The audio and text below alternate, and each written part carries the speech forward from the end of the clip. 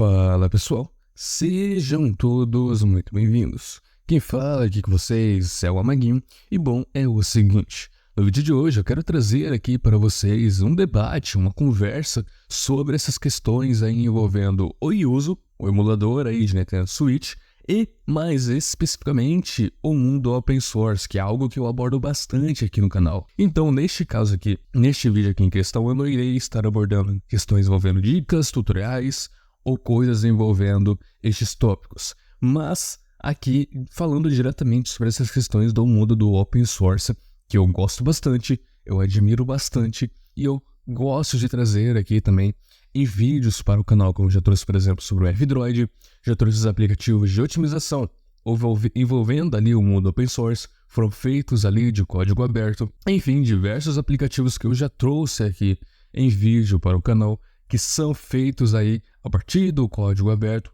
são open source de código livre e ajudam bastante usuários aí tendo essas possibilidades de usar uma alternativa ao aplicativo que muitas vezes é proprietário e ali utilizar uma versão deste aplicativo sendo open source. Muitas das vezes não vai ter o mesmo suporte, mas existem essas possibilidades. Assim como o próprio Android, que você pode estar utilizando aí neste momento. O Android ele é um sistema open source.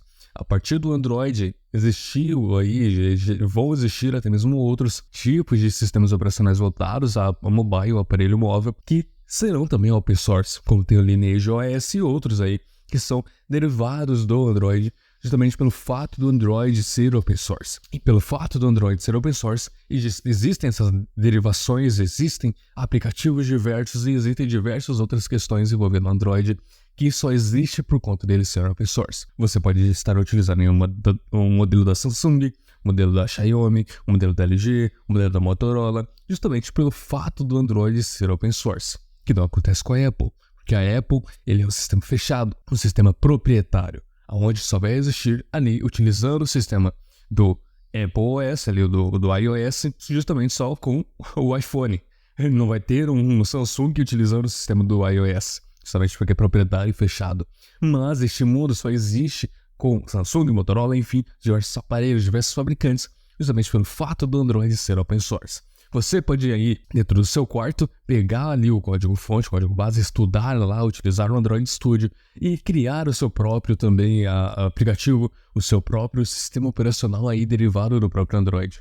Então isso é bem interessante. Mas por que eu estou abordando isso e acabei nem falando diretamente sobre o uso? Porque o uso ele faz parte desse mundo também.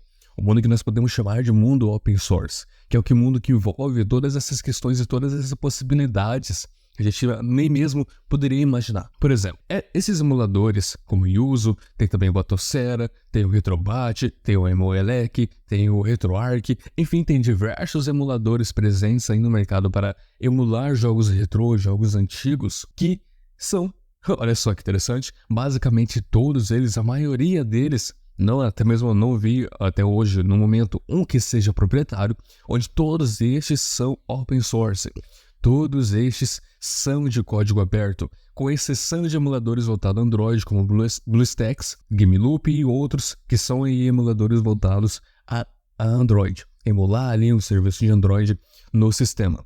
Estes sim já são proprietários ali presentes de empresas e tudo mais. No entanto, esses outros voltados a jogos retrô, jogos antigos e outros aí derivados, como o próprio Nintendo Switch ou Nintendo 3DS, eles são ali emuladores que são código aberto, que são open source, código livre. E isso é muito interessante, porque a existência destes tipos de emuladores só são possíveis por conta dessa possibilidade, deste tipo de licença, deste tipo de possibilidade com o mundo do open source.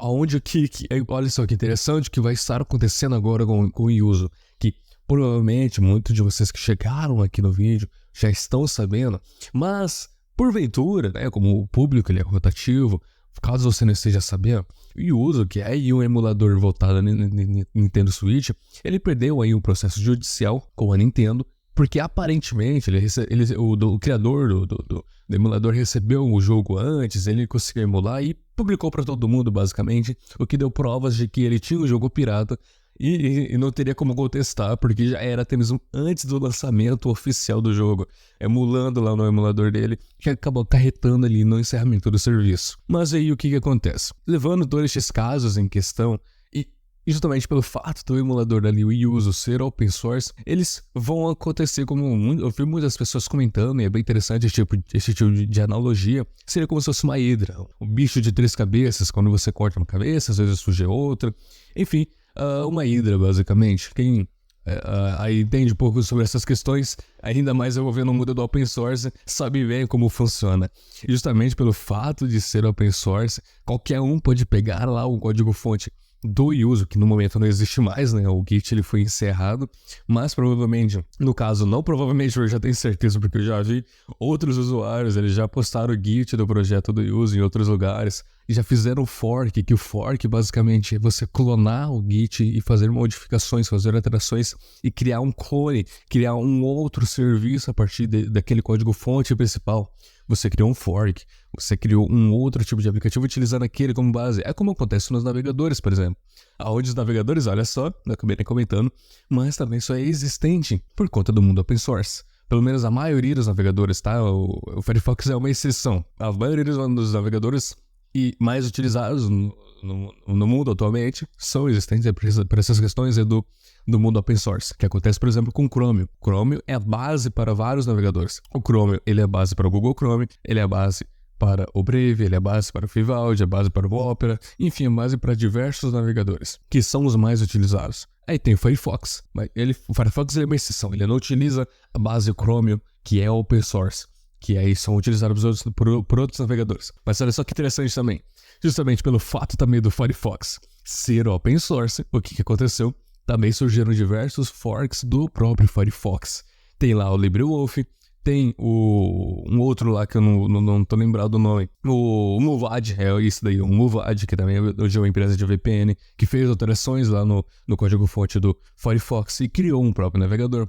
Então, olha só que interessante, justamente pelo fato de ser open source, existem diversos outros tipos de derivações do próprio código-fonte de base, a própria base principal, o que faz com que o projeto não mova, o que faz com que a ideia não morra. Então, por exemplo, levando essas coisas em consideração, se o Chromium lá, o código base lá dos navegadores, parasse de funcionar, parasse de existir, não existisse mais, fosse encerrado, existiriam sim ainda diversos outros tipos de navegadores. Porque, por exemplo, o Brave, ele tem lá o seu código aberto.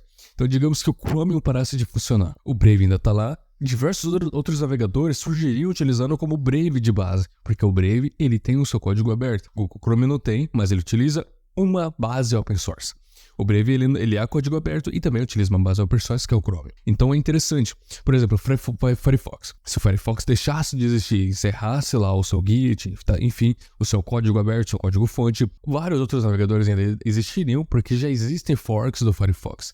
Já existem outros tipos de pessoas que já utilizaram ali um clone do código fonte do Firefox. E aí, por exemplo, digamos que deixarem de existir, aí as pessoas utilizariam, por exemplo, o LibreWolf ou o Muvad, o browser do Muvad, para criar outros tipos de navegadores open source. E existiria ali uma ramificação imensa de diversos outros tipos de navegadores. Que é o que, olha só que interessante, está acontecendo agora exatamente a mesma coisa. No caso ali, fiz uma analogia, tá? Não aconteceu, existem esses navegadores, mas é o que acontece, levando em consideração este tipo de analogia, agora com o Yuzu. Aonde o Yuzu ele era, no caso, né? Não existe mais. Ele era open source. E pelo fato de ser open source, muitas pessoas tinham ali o clone, né? Eles fizeram um clone do Git, provavelmente colaboraram com o Git, colaboraram com o projeto, programaram para melhorar o projeto do Yuzu. E muitos programadores provavelmente tinham ali um clone do GitHub dele, do código aberto dele, armazenado ali em um arquivo no computador. E com isso, muitos programadores que têm ali o código, eles podem simplesmente criar novos emuladores a partir ali do Yuzu, que são os forks. Então diversos navegadores normalmente vão surgindo. Ou o navegador pode pegar o código-fonte e fazer algumas alterações e umpar em um Git dele, simplesmente disponibilizando para outros programadores utilizar. E aí, levando em consideração a falha que teve ali os criadores do Yuzu com essas questões de pirataria, eles, os novos navegadores, vão aprender agora o que aconteceu e podem evitar justamente essas questões para que não aconteçam mais.